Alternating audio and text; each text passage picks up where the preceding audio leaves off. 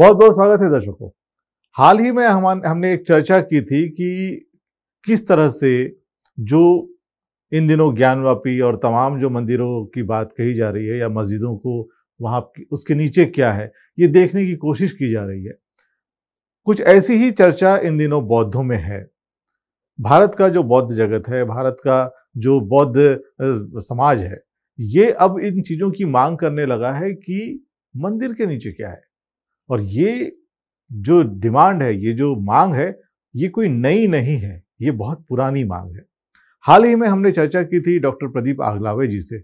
आपने देखा किस तरह से उनके एक बयान को लेकर महाराष्ट्र ही नहीं पूरे देश में एक सनसनी सी फैल गई थी। हालांकि उस तरह से उस खबर को तवज्जो नहीं दी गई और वो जानबूझकर नहीं दी गई, क्योंकि वो जानते थे अगर इस खबर को ज़्यादा तवज्जो दी गई तो पूरे देश में ये मांग बड़ी तौर पर होने लगेगी कि तमाम मंदिरों को नीचे खोदा जाए। और जैसा कि अयोध्या में राम मंदिर के लिए जब खुदाई हुई थी, वहाँ पे बौद्ध अवशेष नजर आए थे, वहाँ बौद्ध अवशेष निकल कर आए थे, वैसे ही तमाम मंदिरों के नीचे सिर्फ और सिर्फ बुद्धिस्ट यानी कि बौद्ध कालीन अवशेष ही नजर आएंगे और वो बौद्ध मंदिर या फिर बौद्ध विहार ही साबित होंगे। ये वो जानते हैं और इसी वजह से इसको उस तरह से हाइक नहीं दी जा सकती, उस तरह से इस खबर को चलाया नहीं जाता या इस चर्चा को उस लेवल पर ले जाया नहीं जाता, क्योंकि अगर ऐसा हुआ तो ये जो हिंदू मुस्लिम का जो माहौल है वो खत्म हो जाएगा और ये जो पूरी राजनीति है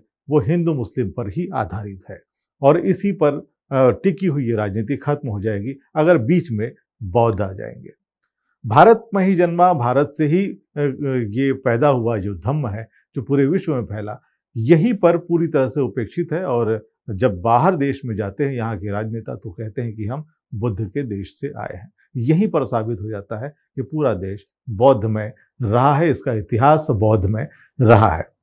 अब हम बात करेंगे कि आखिर इस मुद्दे को दरकिनार क्यों किया जाता है। पिछले चर्चा में डॉक्टर प्रदीप आगलावे जी से हमने जब चर्चा की थी तो उसमें हमारा विषय था कि जो कोर्ट है, जो अदालतें हैं, वो इस विषय को हाशिए पर क्यों रखती है, और इसी विषय को हम आगे बढ़ा रहे हैं। और आज की इस चर्चा में हम बात करेंगे सुप्रीम कोर्ट के एक वकील हमारे साथ इस वक्त मौजूद है, श्रेय डंभारे, और साथ ही हमारे साथ भिक्खु संघ से हमारे बीच मौजूद है भद्दे धम्मशिखर। हम धम्मशिखर जी से भी बात करेंगे और वकील जो हैं हमारे बीच श्रेय डंभारे, इनसे भी बात करेंगे। आपका दोनों का बहुत बहुत स्वागत है इस कार्यक्रम में। और इस कार्यक्रम में चर्चा को आगे बढ़ाते हुए सबसे पहला सवाल श्रेय से कि श्रेय, आप तो सुप्रीम कोर्ट में वकील हैं, सुप्रीम कोर्ट में तारीखें दी जाती है या फिर हियरिंग के लिए एक जो है उनको डेट्स दी जाती है, ये डेट्स आखिर लगती कैसे? क्योंकि यहाँ पर यही सवाल सबसे पहला मेरा इसलिए है क्योंकि लंबे समय से ये पिटीशन भारत के इस सुप्रीम कोर्ट में या तमाम दूसरे भी कोर्ट्स में है, ये लंबित है, इसकी तारीख क्यों नहीं लगती? और हाल ही में जो ज्ञानवापी का मसला है वो एकदम से सीधे हियरिंग पर आ गया और उस पर चर्चाएं होने लगी। क्या कारण है? आपको क्या लगता है कि ये तारीखें आखिर कौन देता है? किसकी जिम्मेदारी होती है कि किस मसले को कब लेना है, या उसकी तारीख कौन निश्चित करता है? क्या ये इसकी कोई मेरिट्स होती है?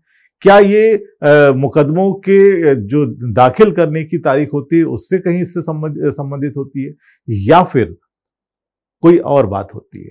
क्या आपको लगता है? सबसे पहले जय भीम साथियों। यह जो क्वेश्चन है कि कैसे ये मैटर्स लगते हैं, यूजुअली जो कोर्ट में मैटर्स और इसका जो कम्प्लीटली डिस्क्रिप्शन रहता है कि कब ये मैटर लगाया जाए, ये दो लोगों पर ज़्यादा निर्भर होता है। एक जो मैटर सुन रहा है उस जज के ऊपर, और दूसरा रजिस्ट्रार के ऊपर। अब इसके ऊपर अगर हम अगर कोई क्यों नहीं लगते हैं, अब यह जो है ये कम्प्लीटली डिस्क्रिप्शन उनका है, उनकी इच्छा है। अभी हमको इस चीज़ के लिए कहीं ना कहीं मैं बहुत एक थिन लाइन है उसके पहले पास से जाकर मैं आपको बता दूंगा कि अगर मैं इसको अगर क्रॉस करता हूं उस लाइन को तो वह कंटेम्प्ट हो सकता है। परंतु मैं उसके पहले ही आपको बता देता हूं कि बाबा साहब कहते हैं कि भारत का इतिहास यह और कुछ नहीं, यह बुद्धिज्म और ब्राह्मणिज्म का रक्त रंजित कलह का इतिहास है। तो इसकी जो रूट्स है वो रूट्स आपको हिस्टोरिकल लिस्ट में से मिलेंगे। ये रक्त रंजित जो हमारा इतिहास रहा है कलह का, उसके हाथ से रूट्स मिलेंगे। ऑब्वियसली जो जजेस, अब हम बोलेंगे कि ये जुडिशियल अकाउंटेबिलिटी में आएगा, ये टॉपिक के ऊपर सर बहुत कम डिस्कशन होता है जजेस की जुडिशियल अकाउंटेबिलिटी के ऊपर। अब जजेस की जब जुडिशियल अकाउंटेबिलिटी रहती है, ये डिसाइड करने में अगर वो जाएंगे तो क्या उसका कोई पर्सनल बायस्ड है पर्टिकुलर रिलीजन के प्रति, क्या उसकी मेंटालिटी है, ये सब चेक की जाती है। और बहुत बार पर्सनल बायस्ड होने की वजह से भी चीजों में या फिर मैटर्स में फर्क पड़ता है, ये देखा गया है। तो अगर इसमें मैटर जो लगाना है तो ये हमें इंडिविजुअल सोचना पड़ेगा कि इसमें कौन रिस्पॉन्सिबल है। जी जी जी, वाकई। और ये बड़ा गंभीर सवाल है और बहुत ही गंभीर इसके जवाब हो सकते हैं, लेकिन उतने गंभीरता से जवाब इसलिए नहीं आते क्योंकि प्रशांत भूषण जी ने जब इस पर सवाल उठाया था और उस पर जब उन्होंने बात कही थी तो कंटेम्प्ट ऑफ कोर्ट की बात हो गई थी और उनके ऊपर वो चार्ज लग भी गए। ये स्थितियां डराने वाली है क्योंकि आप उस विषय पर बात ही नहीं कर सकते, जबकि बहुत महत्वपूर्ण है, और उस विषय पर अगर आप बात करते हैं तो आपके ऊपर कंटेम्प्ट हो जाता है। मसला ये है कि आखिर कौन से मुद्दे जिस पर अदालतें ज्यादा इंटरेस्ट ले रही हैं और कौन से ऐसे मुद्दे हैं जिनको वो हाशिए पर रखती हैं और उस पर वो विचार ही नहीं करना चाहती। बहुत सारे मुद्दे हम अगर पिछले कुछ वर्षों में अगर देखते हैं तो तमाम वो राजनीतिक ही मुद्दे हैं जिन पर ज्यादा चर्चाएं होती हैं, ज्यादा उस पर हियरिंग होती है और बहुत फास्ट उस पर कार्रवाई हो जाती है। लेकिन ऐसे मुद्दे जो कि रोजी रोजगार से जुड़े हुए हों या तमाम दूसरे धर्मों से हो या फिर जिसमें हिंदू मुस्लिम एंगल ना हो, ऐसे मुद्दों पर जो है वो कोर्ट उतनी गंभीर नजर नहीं आती। हालांकि ये हमारा कोई आरोप नहीं है, लेकिन ये अगर इसको हम देखते हैं तो ऊपरी तौर पर यही नजर आता है। यहाँ पर बात चूंकि बौद्धों के अधिकारों की हो रही है या फिर बौद्धों के उस धर्म स्थलों की बात हो रही है जो मंदिर के नीचे दबे हुए हैं। अब मसला यहाँ पर ये है कि जब बात चल रही है कि जो मस्जिद है उसके नीचे मंदिर होंगे, ये इस सवाल को लेकर बहुत सारी बहस चल रही है, खुदाई भी चल रही है, इस पर पूरी राजनीति इन दिनों इसी पर टिकी हुई है।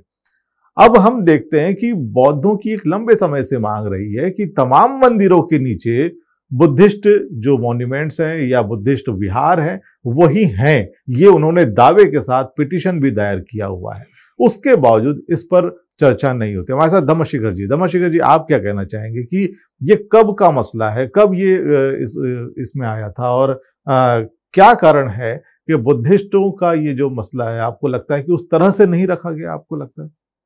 नमो बुद्धाय, जय भीम।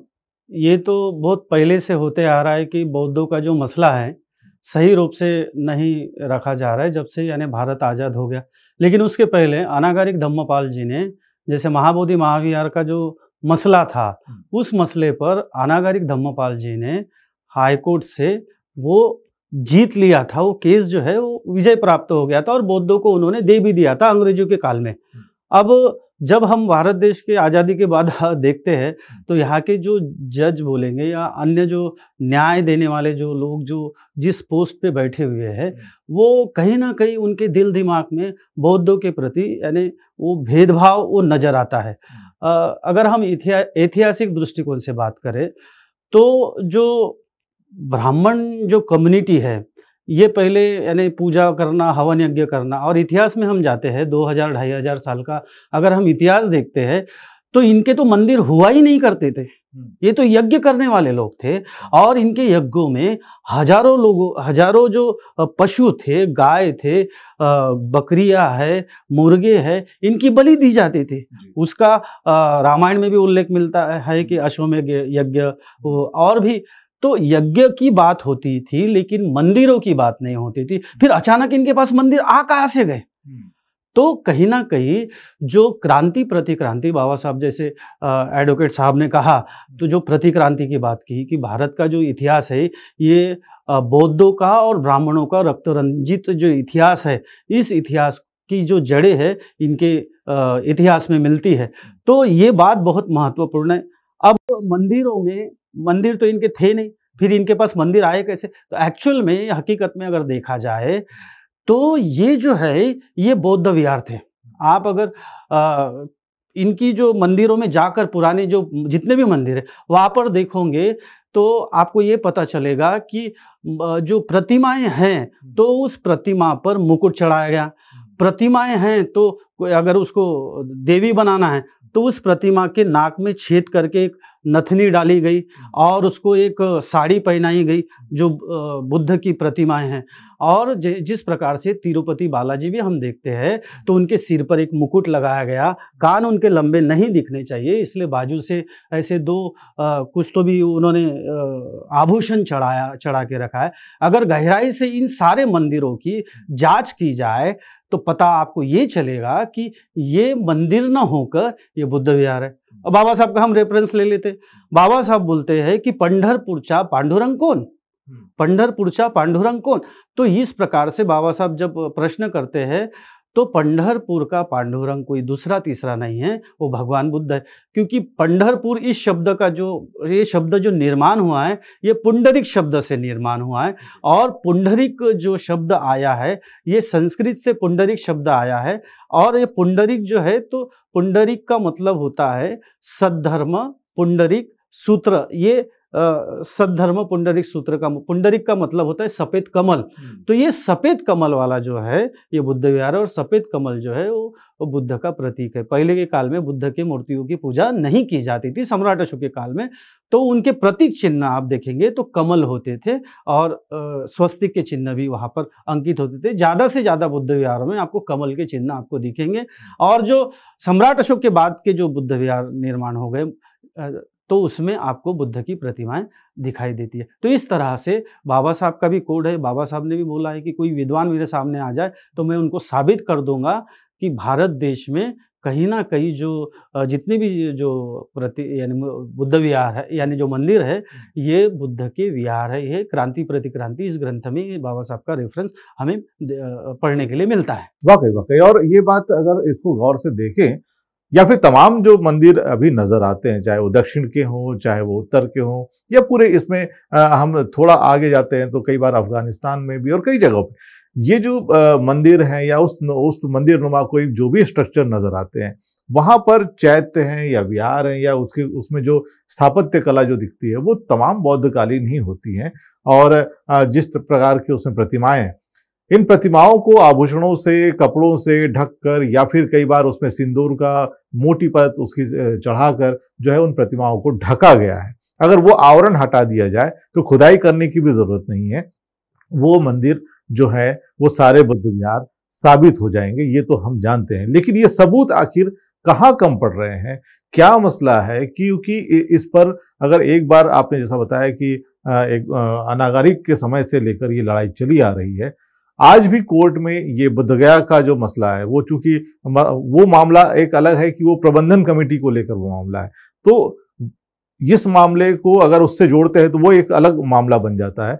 तो ये इस मामले में आखिर क्या बात है कि कौन से सबूत या कौन सी ऐसी चीजें हैं इस पिटीशन में, क्या कमी है कि वो इतनी पिछड़ रही है? क्या कहना चाहेंगे इससे? पहले तो पिटीशन में जो कमी थी तो भंते धम्मशेखर जी की तरफ से जब हमने इस पे इंटरवेंशन फाइल किया तो वो पिटीशन की जो कमियां हैं हमने वो दूर कर दी सबसे पहले। और यही एक दिक्कत ऐसी है कि जो एक्ट है बोधगया टेम्पल एक्ट है, जैसे 1949 का जो एक्ट है वो पर से यानी स्टार्टिंग से ही वो इलीगल एक्ट है, क्योंकि एज पर आर्टिकल 13 के हिसाब से उसको फिर से वैलिड करने के लिए उसको एक लॉ पास होना जरूरी था, पर वो नहीं हुआ। अब वो लॉ पास नहीं हुआ तो जो एक्ट है जिसकी वजह से जो इलीगल एक्ट अभी तक चल रहा है, सोचने की बात है, एक इलीगल एक्ट अब तक चल रहा है। अब उस एक्ट में पिंडदान की प्रोविजन है जो बुद्धिज्म में नहीं है। उस एक्ट में बहुत सारी गलतियां है। अब उसको सिर्फ चैलेंज किया है, सिर्फ 4 हिंदू और 4 बुद्धिस्ट की जो एक अरेंजमेंट है उस चीज को सिर्फ चैलेंज किया गया सुप्रीम कोर्ट में, पर एट द सेम टाइम उसमें पिंडदान है जो बुद्धिज्म में नहीं है, तो हमको उस चीज को भी चैलेंज करना था। हमें ये प्रूफ करना था कि वो क्यों बुद्ध विहार है।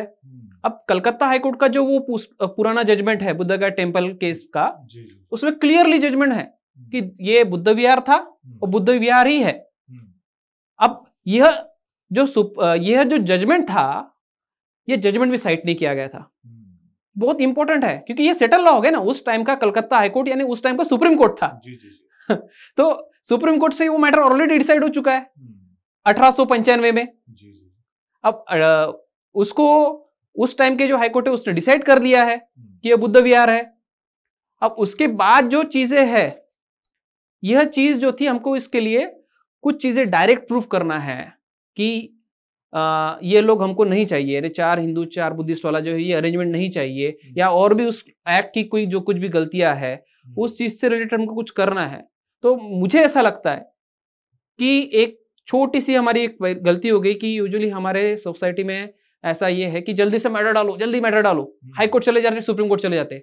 इसका स्टार्टिंग आपको करना होता है, क्योंकि देखो हाई कोर्ट और सुप्रीम कोर्ट में कोई भी चीज को आप प्रूव नहीं कर सकते हो, यहाँ पे एफिडेविट से प्रूव करना होता है। और जो चीजें आपको प्रूफ करना है, एविडेंस लेने का जो पावर होता है वो डिस्ट्रिक्ट कोर्ट को होता है। तो आपको लोअर कोर्ट में पहले जाना चाहिए था, या फिर अभी भी आपके पास चांस है, ऐसा कुछ नहीं है कि हम कभी भी जा सकते हैं। सिर्फ बुद्ध गया नहीं तो जगन्नाथपुरी हो, पंढरपुर हो, शबरीमाला हो, कोई भी जो आप बोल सकते हो उसके लिए आप मैटर डाल सकते हो। कोई बड़ी बात नहीं है और बहुत इजीली मैटर डालता है। कोई बड़ा इसमें टेक्निकल या फिर बहुत ज्यादा रॉकेट साइंस है नहीं, बड़े सिंपल मैटर्स होते हैं। अब इसका जैसे मैं रिसेंटली एक मैटर कर रहा हूँ, पहुनी का एक बुद्ध विहार है जी। तो पहुनी के जो स्तूप है उसके ऊपर जगन्नाथ की टेम्पल है, सम्राट अशोककालीन स्तूप है, और देयर इज प्रिजम्पशन, वो प्रिजम्पशन है वहां पर कि उस स्तूप में गौतम बुद्ध की अस्थि है। बहुत छोटी बात लगती है ये चीज। क्या आपको, मैंने ये क्वेश्चन पूरा सिर्फ मेरे लिए नहीं है, ये सभी के लिए, समाज के लिए क्वेश्चन है। क्या आपको एक बुद्ध की अस्थि के लिए, क्या आपको बुद्ध के प्रति इतनी श्रद्धा नहीं है कि आप एक सूट फाइल कर सके उस चीज के लिए? अब हम इस चीज के लिए 2012-13 से लगे थे। एक चंद्रसेन मौर्य साहब है, उनकी तरफ से बहुत सारा इस मैटर में वार्तालाप हुए हैं, और मैटर अभी भी हमने फाइल किया है उस चीज का, वो मैटर भी अभी बोर्ड में आएगा। तो इसके अलावा नेशनल म्यूजियम दिल्ली में गौतम बुद्ध की अस्थि है। क्या आपकी इच्छा नहीं है एज अ बौद्ध लोग, एज अ बौद्ध, क्या आपकी इच्छा नहीं है कि उस जो कुछ भी अस्थि है जो नेशनल म्यूजियम दिल्ली में, अब सोचो 2016-17 में कुछ एक आग लग गई थी, वो अस्थि की प्रोटेक्शन और प्रिजर्वेशन नहीं कर सकते ये गवर्नमेंट ऑफ इंडिया, इनकी भरोसे आप कैसे रख सकते हो? पहली बात। दूसरी बात, क्या आपकी इतनी श्रद्धा नहीं है कि आपकी इच्छा नहीं है कि आप उस चीज की पूजा कर सको?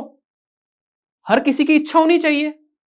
अब वो इच्छा डेवलप करना, अगर आप उतनी इच्छा डेवलप कर दो तो बाकी का काम हम कर लेंगे, कोई बड़ी बात नहीं है। वाकई एक बात और इसमें ये भी नजर आती है, मैं आप दोनों से इस पर जवाब चाहूंगा। एक तो ये कि जो आपने इच्छा शक्ति की बात कही, वाकई इच्छा शक्ति, ऊपर से हम एक चीज और देखते हैं कि बहुत सारे गुट बन गए हैं, या बहुत सारे संगठन, अलग अलग संगठन हैं जो अपनी अपनी राय रखते हैं या अपने अपने तरीके से जो है इस मैटर में आगे बढ़ते हैं। वहां पर श्रेय का भी मसला हो जाता है कि भाई ये इसका जो है क्रेडिट किसको मिलेगा। तो ये बात वहीं हम देख पा रहे हैं, जैसे कि बुद्धगया का मैटर है, या हाल ही में जब अयोध्या के मसले में भी जो है, राम मंदिर के मसले में भी कोर्ट चले गए थे और फिर जुर्माना भी लगे। तो हम ये देखते हैं कि क्या इसको सांगठनिक तौर पर या इकट्ठा करके, ये तमाम मैटर्स को इकट्ठा करके एक तरह से प्रॉपर तरीके से हम क्या इसको फाइल नहीं कर सकते? मामला कहाँ पर बिगड़ रहा है? क्या श्रेय, आप क्या कहना चाहेंगे? ये एक तरीके से पूरा करके फाइल करना बड़ा डिफिकल्ट टास्क है, पहली बात, और नहीं भी होना चाहिए, क्योंकि अभी हर चीज का जुरिस्डिक्शन जो होता है, क्षेत्र अधिकार जो होता है कोर्ट का, वो बड़ा सीमित है। मैंने आपको बोला है कि हमको डिस्ट्रिक्ट कोर्ट में मैटर फाइल करना है। अब कुछ मैटर्स जैसे हम अगर महाराष्ट्र में फाइल करते हैं, पौनी का जैसे हमने पकड़ लिया, तो वो पर्टिकुलर भंडारा डिस्ट्रिक्ट में ही फाइल होगा। फिर और कोई जैसे जगन्नाथपुरी है या फिर बोध गया है या फिर और भी कोई है, वो वही के डिस्ट्रिक्ट कोर्ट में, वो क्षेत्र अधिकार के हिसाब से वहां पे फाइल हो गए। और अभी इसी में मैं आपको बता देता हूँ कि जैसे बड़े गुटबाजी हो जाती है, ये दिक्कत है, ये दिक्कत है। और ये दिक्कत हमने अभी हमारे ये पौनी वाले मैटर में हमने ये दिक्कत सॉल्व की है। इसमें हमने भंते जी को लीड किया, बाद में और 4-5 संगठनें हैं, मैं उनके कांटेक्ट में था, उनको बोला आप पैसा इकट्ठा करो, उनको पर्टिकुलर काम करके दे दिया। और मैटर जो फाइल हुआ है, यह फाइल हुआ है पूरे जितने भी वर्ल्ड के जितने भी बुद्धिस्ट लोग हैं, इनके हम रिप्रेजेंटेटिव है।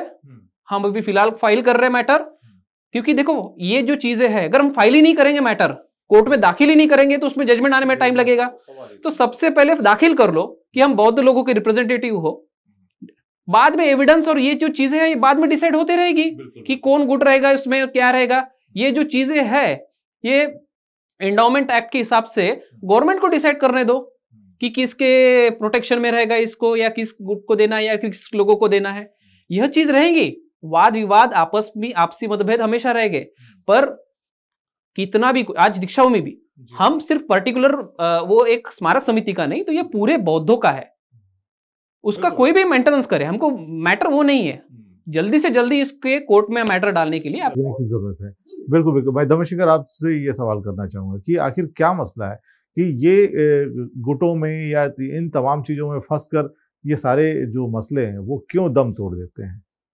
एक्चुअली कहीं ना कहीं हमें धम्म आचरण की कहीं ना कहीं कमी लगती है। भगवान बुद्ध का जो उपदेश है उस उपदेश की कमी लगती है कि धम्म जो आचरण करने के लिए जिस श्रद्धा की आवश्यकता होती है उस श्रद्धा की आवश्यकता की कमी होती है। क्या होता है कि श्रद्धा के नाम से लोगों ने इसको ऐसा रिप्रेजेंट किया है, ऐसा प्रेजेंटेशन किया है कि श्रद्धा ही अंधश्रद्धा है, अंधविश्वास है। क्यों हमने वंदना करनी चाहिए, क्यों पूजा करना चाहिए, क्यों हमने मेडिटेशन करना चाहिए। तो इसके वजह से क्या हो गया कि शीलों को पालन करने में जो चरित्र निर्माण होना चाहिए था, जो विनम्रता आनी चाहिए थी, वो विनम्रता नहीं आ पाई। और उसके वजह से क्या हो गया कि व्यक्तिगत रूप में सब में ईगो आ गया। अब हर कोई बाबा साहब की 2 किताब पढ़ गया तो हर कोई अपने आप को बोलता है कि मैं अम्बेडकरवादी हूँ, मैं बुद्ध।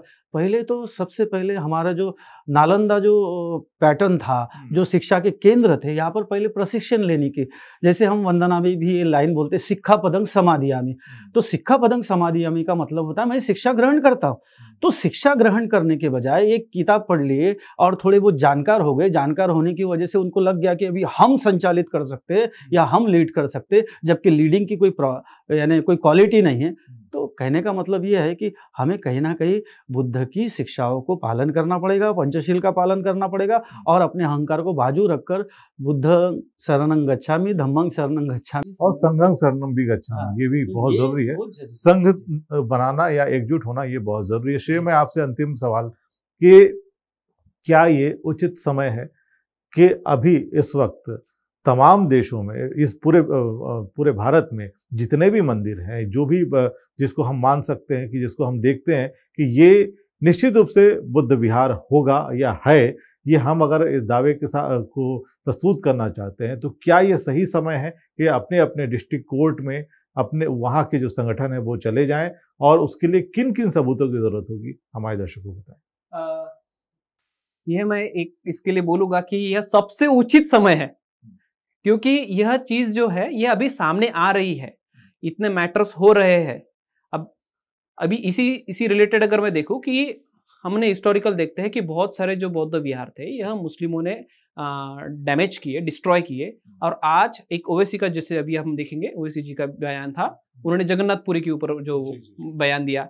अगर आपके फेवर मुस्लिम लोग आके बोल रहे हैं कि भैया वो बुद्ध विहार था, अब सोचो दूसरे धर्म का इंसान अगर बोल रहा है, आपने तो करना ही चाहिए। और यह जो चीज के लिए जो एविडेंसेस वगैरह है, कोई बड़ा रॉकेट साइंस नहीं है जी, सेल्फ एविडेंट है। आर्कियोलॉजिकल एविडेंस जो है वो सेल्फ एविडेंट है। और आर्कियोलॉजी का जो अभी दिल्ली हाईकोर्ट में वगैरह जो एफिडेविट फाइल हुआ था कुतुब मीनार वाले मैटर में वगैरह, तो यह मुझे ऐसा लगता है कि वो बीच में नहीं आता है, क्योंकि आर्टिकल 25 में आपका जो अधिकार है वो फंडामेंटल राइट है। इसके अलावा उस अधिकार को कोई भी एक्ट से या फिर कोई भी लेजिस्लेशन से या फिर कोई भी लॉ से निकाला नहीं जा सकता है। बिल्कुल बिल्कुल। तो इस वक्त दर्शकों ये बहुत सही समय है। तमाम जो देश में जितने भी आपको मंदिर ऐसे नजर आते हैं जिसमें आपको लगता है कि ये निश्चित रूप से बौद्ध विहार है, या इसके अंदर रखी हुई मूर्ति बुद्ध मूर्ति है, या इसके आसपास का जो बना हुआ जो स्थापत्य जो कला है जो वहाँ पर जो भी चीज़ें बनी हुई है आर्कियोलॉजी के हिसाब से या फिर उसकी बनावट के हिसाब से भी अगर आपको लगता है कि ये बुद्धिस्ट है, तो आप तुरंत दावा प्रस्तुत जरूर करें अपने लोकल कोर्ट में, अपने क्षेत्र में। और इसके लिए अगर आपको किसी प्रकार की सहायता की ज़रूरत पड़ती है तो भारत में बहुत सारे ऐसे वकील हैं, श्रेय भी उसमें शामिल हैं, जो सुप्रीम कोर्ट में इस वक्त प्रैक्टिस कर रहे हैं। आप इनसे भी संपर्क कर सकते हैं और ये बहुत ज़रूरी है। इस समय तमाम जो कोर्ट हैं, जो डिस्ट्रिक्ट कोर्ट है, वहाँ पे अपना दावा प्रस्तुत करें और ये सही समय है। इस वक्त ये जो चर्चा है हिंदू मुस्लिम से मुड़कर बौद्धों की ओर आना बहुत ज़रूरी है, क्योंकि इस देश में अब इस वक्त शांति की, इस वक्त सौहार्द की, और यही वह समय है, समता की ज़रूरत है। अगर आप इसमें आगे आकर काम करते हैं तो निश्चित रूप से इसका श्रेय भी आपको मिलेगा। और सिर्फ श्रेय की लड़ाई नहीं होनी चाहिए, हमें अपने देश के लिए, इस बुद्धमय भारत के लिए लड़ना है। और ये बहुत ज़रूरी है कि बुद्ध युद्ध नहीं चाहता और युद्ध न हो, इसके लिए हमें इस देश को बौद्ध साबित करना ही होगा और ये आपकी जिम्मेदारी। आपका बहुत बहुत धन्यवाद। और साथ ही हमारे आज के जो गेस्ट हैं, दोनों गेस्ट का हम बहुत बहुत धन्यवाद करते हैं। Thank you.